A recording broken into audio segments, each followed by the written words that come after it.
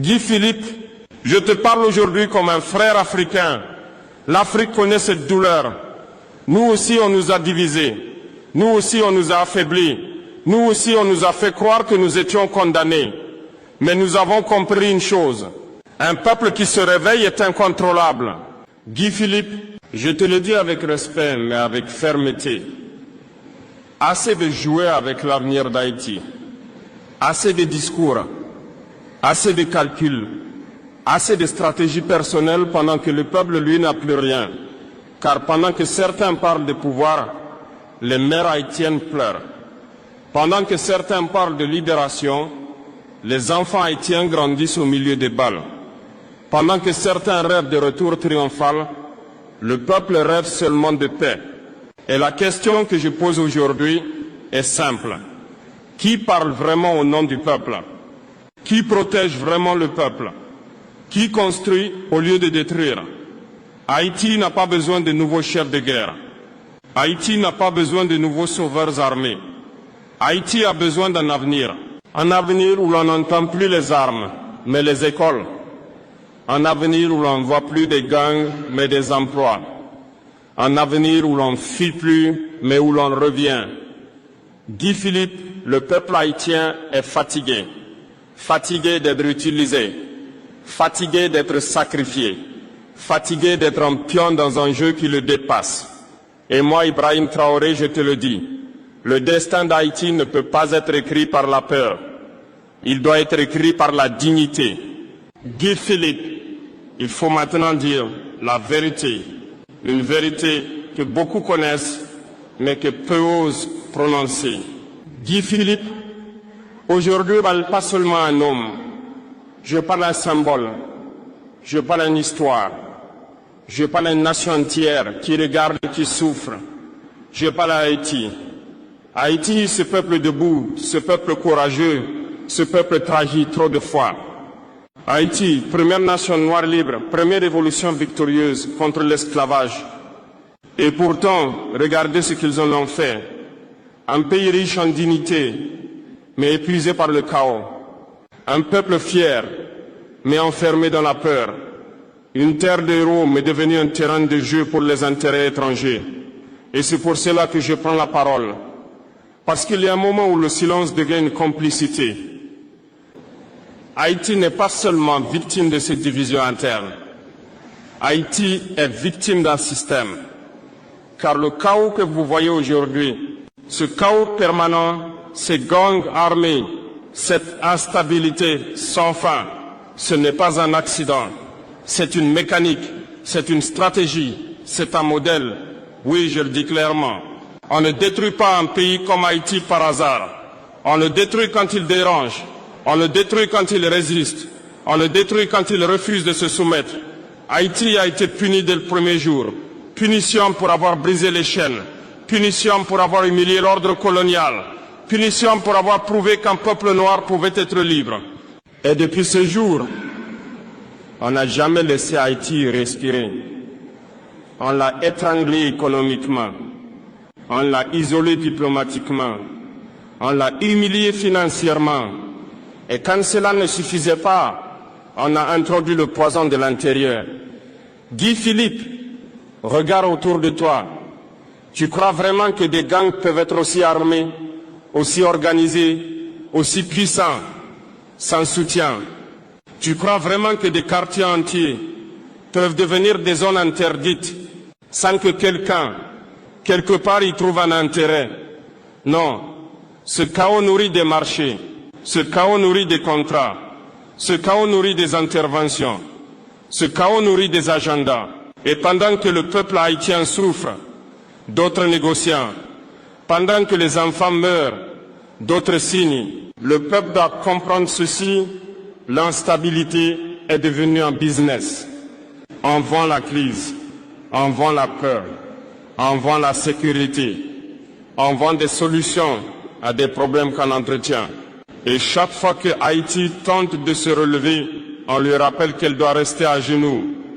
On lui envoie des missions, on lui impose des dirigeants, on lui dicte des choix, mais jamais, jamais on ne lui donne la souveraineté. Et c'est là que ton rôle devient crucial, Guy Philippe. Car aujourd'hui, la question n'est plus qui va prendre le pouvoir. La question est-ce que vous allez briser le cycle ou est-ce que vous allez le répéter? Parce que si tu reviens dans ce jeu avec les mêmes méthodes, avec les mêmes alliances obscures, avec les mêmes promesses creuses, alors tu ne seras pas une solution, tu seras une continuité. Et Haïti ne survivra pas à une continuité de plus. Guy Philippe, Haïti n'a pas besoin d'un homme fort. Haïti a besoin d'un peuple fort. Haïti a besoin d'institutions. Haïti a besoin d'un réveil national.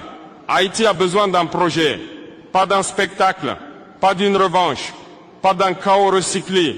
Et moi je te le dis, le peuple haïtien n'est pas né pour être une colonie moderne. Il est né pour être libre. Guy Philippe, maintenant je vais parler sans détour, parce qu'il y a des noms que le peuple prononce chaque jour. Des noms qui sont devenus des symboles de peur. Des noms qui sont devenus des blessures. Et parmi eux, barbecue. Oui, barbecue. Comment un homme peut-il terroriser un peuple entier au nom d'une prétendue cause? Comment un pays peut-il être pris en otage par des groupes armés pendant que les puissants regardent? Guy Philippe, ne faisons pas semblant. Barbecue n'est pas une apparition mystérieuse tombée du ciel. Barbecue est le produit d'un système. Un système où les armes circulent plus facilement que les livres. Un système où les gangs deviennent des instruments.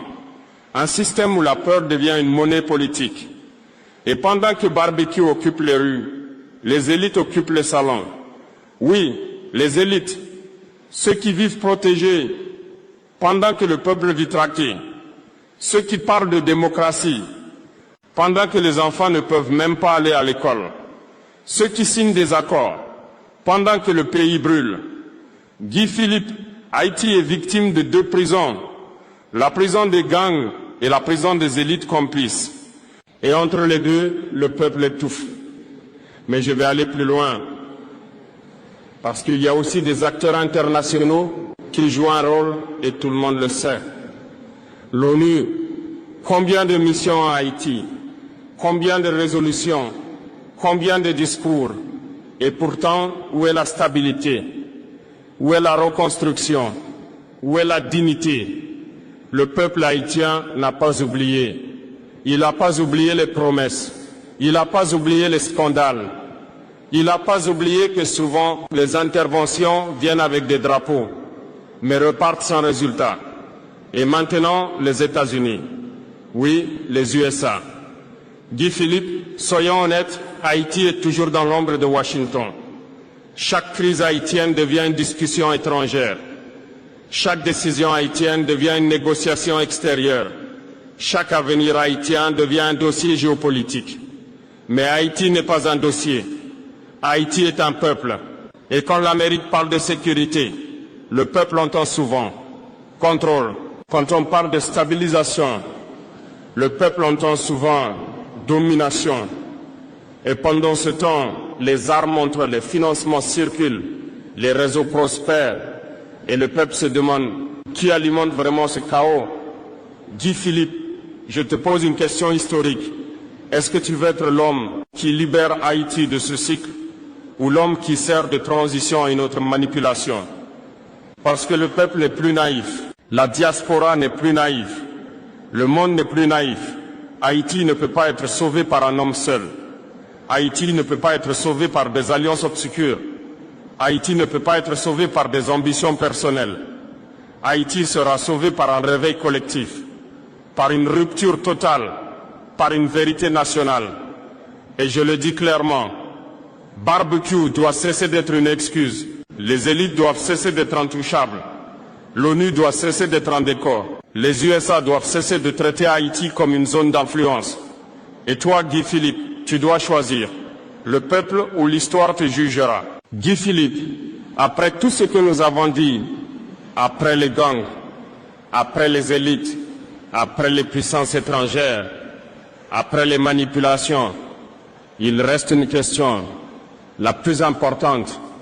Que fait le peuple maintenant? Car Haïti ne peut plus attendre. Haïti ne peut plus survivre dans l'urgence permanente. Haïti ne peut plus vivre dans la peur quotidienne. Haïti ne peut plus être un pays où l'on s'habitue à l'inacceptable. Le peuple haïtien mérite autre chose.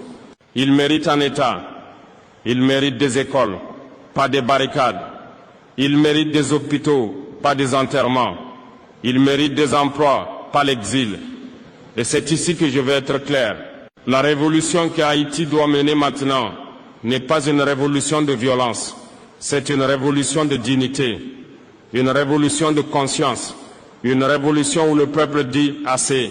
Assez d'être utilisé, assez d'être manipulé, assez d'être abandonné, assez d'être trahi.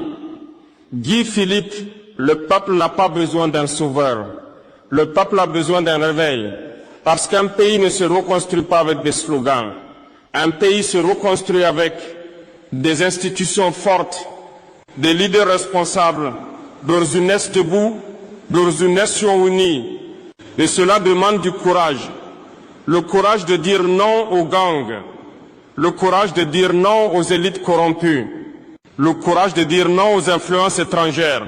Le courage de dire Haïti appartient aux Haïtiens, pas aux gangs, pas aux intérêts privés, pas aux puissances, au peuple. Et Haïti est sur le point de se réveiller. La diaspora se réveille, la jeunesse se réveille, les mères se réveillent, les pères se réveillent. Et quand Haïti se réveillera, le monde devra respecter ce peuple. Guy Philippe, si tu veux entrer dans l'histoire, alors entre avec humilité, entre avec vérité, entre avec responsabilité, pas avec ambition, pas avec vengeance, pas avec les anciens démons, car le peuple regarde et le peuple jura. Je termine par ces mots. Haïti n'est pas maudite. Haïti est blessée. Mais une nation blessée peut guérir. Haïti peut renaître. Haïti peut se relever. Haïti peut redevenir un symbole.